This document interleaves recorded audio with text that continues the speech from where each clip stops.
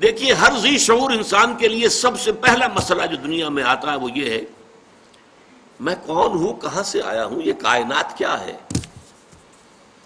آیا یہ ہمیشہ سے ہے، یہ ہمیشہ رہے۔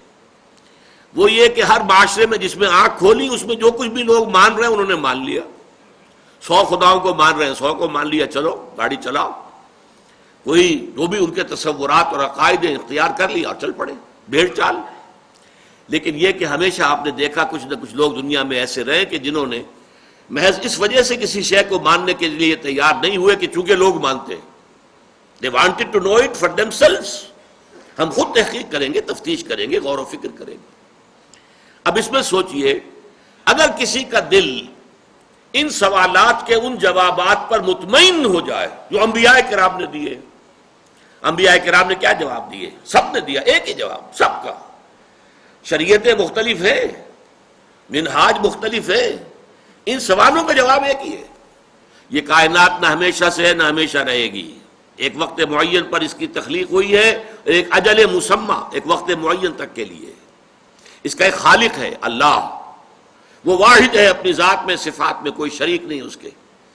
لا ضد لہ ولا ند لہ ولا مثل لہ ولا مثال لہ ولا مثیل لہ، کوئی اس جیسا نہیں۔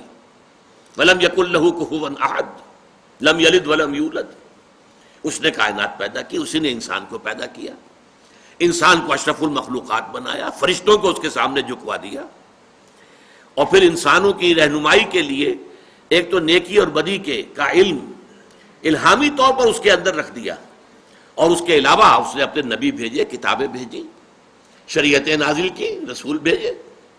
ان سارے جوابات کو مان لینا جو ہے یہ پہلا قدم ہے جس کا نام ایمان ہے۔ اب جس شخص نے یہ جوابات تسلیم کیے، مان لیا، اس کے لیے لازم ہوگا